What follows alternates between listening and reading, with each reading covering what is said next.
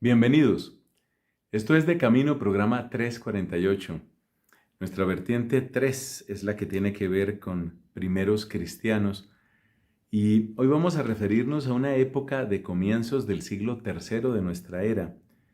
Por supuesto, vamos a hablar del sufrimiento de los cristianos, pero también hay que mencionar lo que estaba pasando en el Imperio Romano en aquella época, una época de crisis, una época en la que hubo una cantidad de emperadores prácticamente surgidos de las tropas, gente sin preparación como estadistas o como verdaderos gobernantes.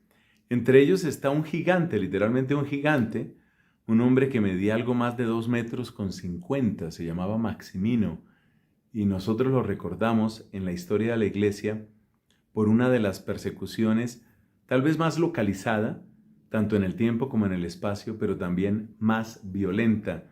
Así que hoy tenemos al emperador Maximino y su persecución en este De Camino. Bienvenidos. De vez en cuando es bueno recordar que los países, los reinos, los imperios se parecen mucho a los organismos vivos, en el sentido de que pasan por distintas etapas.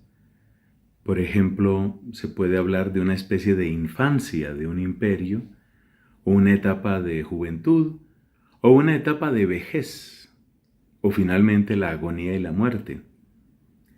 Otra interpretación que tiene esta comparación es cuando pensamos en los tiempos de salud y los tiempos de enfermedad. No cabe duda de que uno de los mejores emperadores, desde el punto de vista administrativo, de prosperidad, de estabilidad, uno de los mejores emperadores que tuvo Roma fue Marco Aurelio, del que hemos hablado. Pero así como hay un Marco Aurelio, con el que prácticamente termina el segundo siglo de la era cristiana, en el tercer siglo las cosas cambian radicalmente. Hoy vamos a referirnos a un emperador que dejó pocas huellas buenas. Estamos hablando de Maximino. Además, es de ese tipo, es de esa clase de emperadores que duraron muy pocos años y en algunos casos apenas duraron meses. Hubo tiempos de terrible inestabilidad en el siglo III en el Imperio Romano, tanto que en el lapso de unos 50 años alcanzó a haber unos 26 emperadores. Haciendo rápidamente la aritmética nos damos cuenta que muchos no sobrepasaron unos cuantos meses de gobierno. Pero este emperador Maximino tiene otras características por las que podemos recordarlo. En primer lugar, su familia no tenía nada que ver con las familias clásicas, las familias de la aristocracia romana. Su ascenso al trono estuvo marcado completamente por su vida militar. Y esto ya nos dice mucho, porque ya nos habla de un hombre formado en un contexto de guerra, en un contexto de vencer o ser vencido, matar o ser asesinado. Y de hecho, terminó asesinado.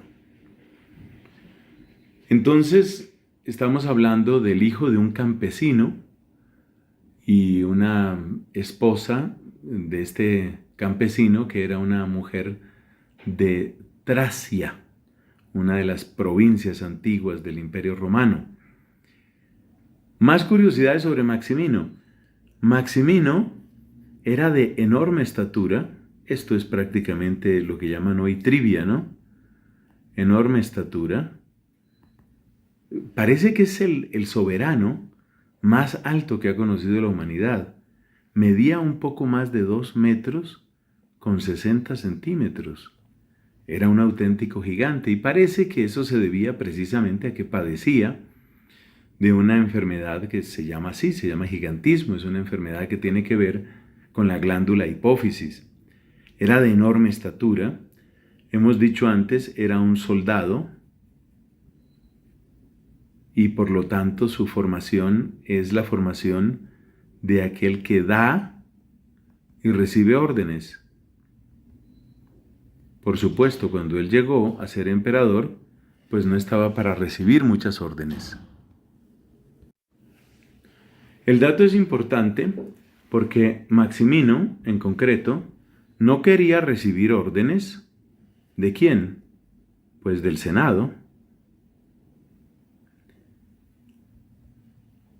Y el Senado, pues se miraba a sí mismo como el resguardo seguro del alma romana. Los senadores tenían esa idea de ser realmente los guardianes, los custodios de la esencia de lo que es Roma. Esto pues indica que Maximino tuvo serios conflictos, pésima relación, grandes tensiones con Roma, y de hecho, aquí viene tal vez lo más curioso, por lo menos para mí. Resulta que este es un emperador romano que nunca pisó Roma.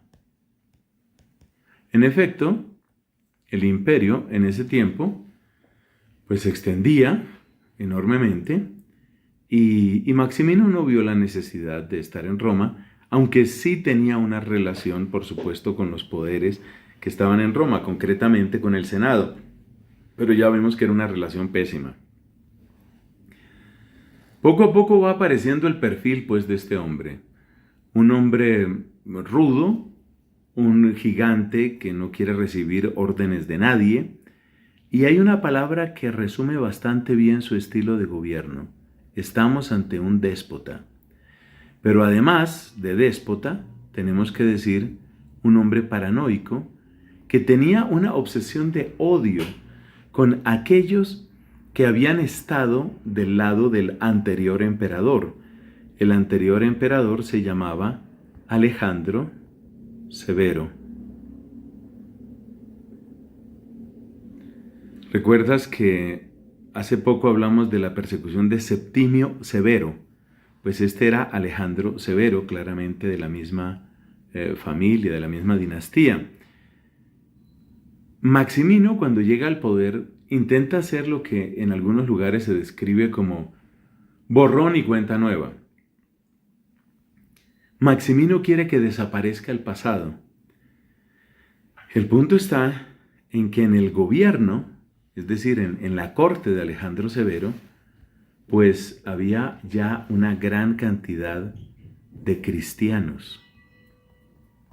Esta parece ser la explicación más razonable de por qué Maximino toma esa especie de repulsa, de repudio hacia lo cristiano. Alejandro Severo tenía gente de muchas corrientes filosóficas, religiosas. Podemos imaginarnos la burocracia de un emperador, todo lo que implicaba. Pero no hay duda de que había un buen número de cristianos ahí. Y como Maximino a toda costa quería eliminar la memoria y quería eliminar cualquier peligro de sedición por parte de los que habían simpatizado con el anterior emperador, pues entonces empieza a eliminar a los amigos de Alejandro Severo y en ese sentido, pues elimina también a los cristianos. Hay dos cosas que quiero comentar brevemente sobre el estilo de persecución de Maximino. Lo primero es darse cuenta que Maximino quería limitar el crecimiento del cristianismo, quería controlar. Él quería controlar a los cristianos. Es una preocupación que ya habíamos visto en el caso de Septimio Severo. Efectivamente, los cristianos habían pasado de ser un fenómeno completamente marginal, es decir, ellos habían empezado siendo marginales, pues de marginales habían pasado a ser pues ciudadanos en plena regla y sobre todo habían empezado a ser parte del gobierno, estaban en todas partes, estaban en las instituciones jurídicas, estaban en las prefecturas, estaban en la administración de las provincias, estaban en el ejército, estaban por todas partes. Entonces pasaron de ser marginales a ser, podríamos decir, protagonistas, discretos protagonistas, pero ya protagonistas. Y esto es exactamente lo que no quería Maximino. Por eso él quería controlar a los cristianos. Y lo otro que quiero comentar es que Maximino tomó como estrategia, si seguimos lo que dijo Eusebio de Cesarea, que es uno de los más antiguos historiadores del cristianismo, Maximino tomó como estrategia decapitar a los cristianos, en el sentido de atacar fundamentalmente a los líderes, atacar obispos, sacerdotes, es decir, atacar al clero. No tuvo mucho éxito. No debemos suponer que Maximino logró todos sus propósitos, pero sí podemos decir que alcanzó, por ejemplo, a desterrar al Papa. Este es un choque bastante fuerte que se presenta entre el emperador y el Papa, que será presagio de muchos otros conflictos entre el poder civil y el poder eclesiástico. Entonces él destierra al Papa. Era la época de Ponciano, del Papa Ponciano. Y también un famoso presbítero, Hipólito, fue desterrado en la época de este emperador, del emperador Maximino. Bueno, pues eso es lo que podemos contar. Un hombre paranoico, un hombre que constata el crecimiento del cristianismo, que trata de controlarlo a toda costa, lanza una persecución que no fue muy eficaz porque él mismo no era muy popular tampoco en su propio gobierno, y que luego entonces se lanza a decapitar a la iglesia tratando de acabar con los principales, tratando de acabar con obispos y sacerdotes. Bueno, ¿qué podemos decir como cristianos? Pues que Dios haya tenido misericordia de este déspota gigante. Me quedo sobre todo con aquella afirmación que hace Eusebio de Cesarea, ¿no? En su historia eclesiástica, cuando él dice que la preferencia en la persecución de Maximino fue atacar a las cabezas, atacar al clero, obispos, sacerdotes, diáconos. Y me quedo con eso porque pienso que ha sido una de las características de la violencia contra la iglesia a lo largo de los siglos. No siempre violencia física. Date cuenta que si se corrompe el obispo, si se corrompe el sacerdote, si se corrompe el diácono, pues el efecto inmediatamente se siente en todas partes. O sea que esta persecución yo creo que nos trae enseñanzas más de las que esperábamos. Bueno, seguimos de camino. Bocados de conocimiento, ¿para qué? Bocados de conocimiento para que tu fe no se muera de hambre.